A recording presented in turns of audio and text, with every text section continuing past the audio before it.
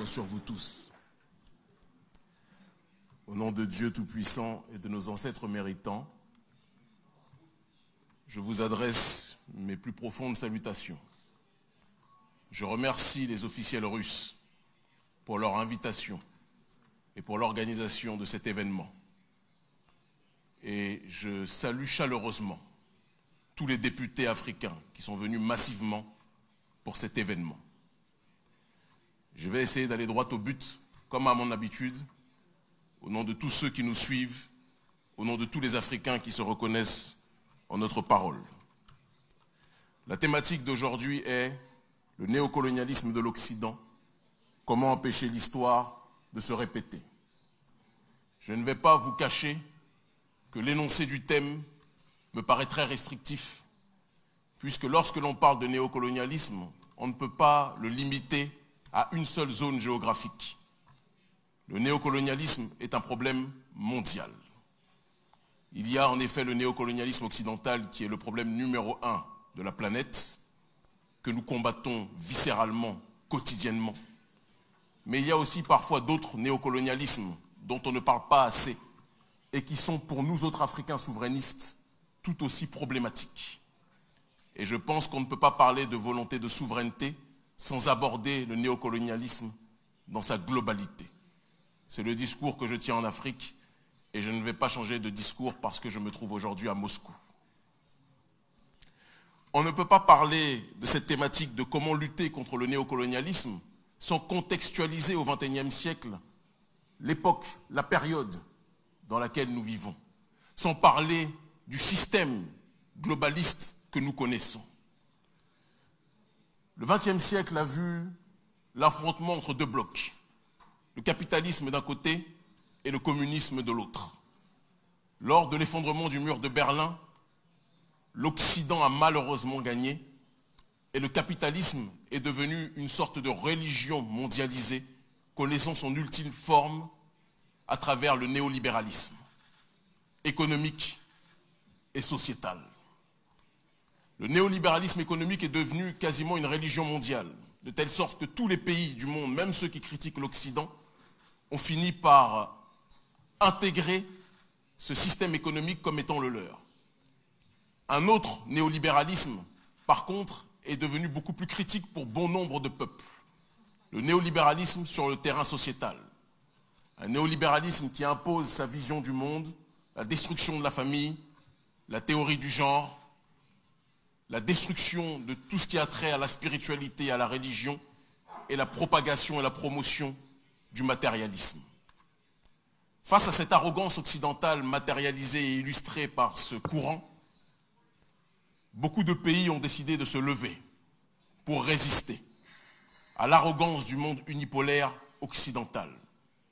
La Russie, la Chine, l'Inde et bon nombre d'autres pays ont décidé de se lever pour opposer,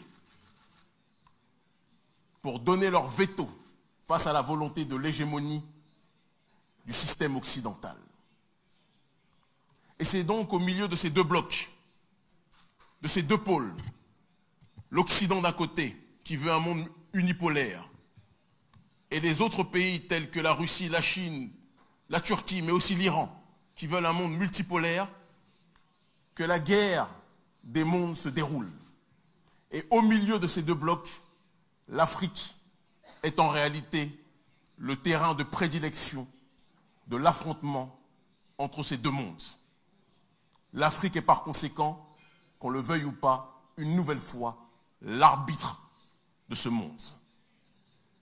L'Occident agit à visage découvert sur le terrain du néocolonialisme, à travers ses ONG, à travers ses bases militaires, à travers la corruption de nos dirigeants africains, à travers son hégémonie culturelle dont parlait Gramsci, hégémonie qui est de plus en plus présente dans le cœur de nos élites africaines.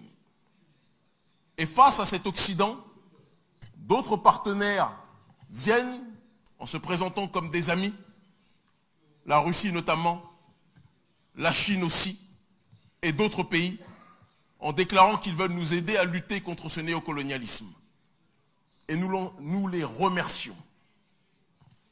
Mais parce que les amis doivent se dire la vérité sans tabou, nous devons être aussi honnêtes dans la manière d'interagir les uns et les autres. Lutter contre l'impérialisme d'Occident est une nécessité. Mais cela ne signifie pas que les Africains veulent changer un colon par un autre. La Chine, que nous aimons beaucoup, l'une des premières puissances mondiales, pays extrêmement puissant et partenaire numéro 1 du continent africain, est une nation qui aide beaucoup le continent. Mais il y a parfois aussi des dérives sur le terrain du néocolonialisme, des dérives sur le terrain du comportement vis-à-vis des populations africaines. Et on ne peut pas parler de volonté de souveraineté sans dénoncer les maux, quels qu'ils soient, qui minent nos populations. La Russie, qui est notre partenaire, un partenaire que nous remercions pour son soutien appuyé à nos populations. Nous pouvons noter aussi, et je le dis sans aucun tabou, certaines dérives parfois, en Centrafrique, mais aussi dans d'autres pays, dans le cadre de notre partenariat vis-à-vis de nos populations africaines. Je sais, ma parole n'était pas celle que vous attendiez aujourd'hui, mais je suis venu en tant que souverainiste africain pour dire la vérité. Une amitié s'appuie sur la sincérité. Et si nous voulons lutter contre l'impérialisme sous toutes ses formes, nous devons appliquer le principe de la réelle réciprocité. Les représentants et les ressortissants africains qui vivent dans les pays de nos partenaires qui s'opposent à l'hégémonie d'Occident connaissent parfois un certain nombre de difficultés, parfois de discrimination, parfois d'exclusion au sein des pays qui se disent être nos pays partenaires. Nous ne pouvons pas pointer du doigt l'arrogance occidentale si nous ne corrigeons pas les problèmes qui existent sur ces réalités. Un partenariat se dresse sur le terrain de l'amitié véridique, de l'amitié véritable, en essayant de ne pas répéter les erreurs que l'impérialiste occidental a commises. Nous voulons un monde multipolaire. Nous voulons un monde où l'Afrique, la Russie, la Chine, l'Inde, l'Iran et les autres résisteront de manière efficace à l'impérialisme occidental.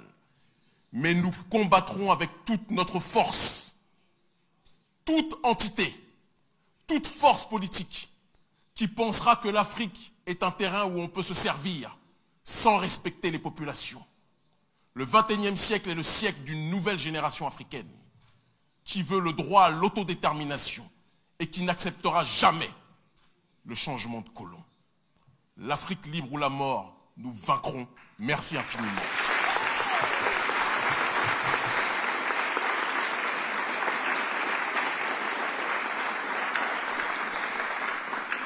Большое спасибо, merci beaucoup. Merci, Monsieur Kimi Seba.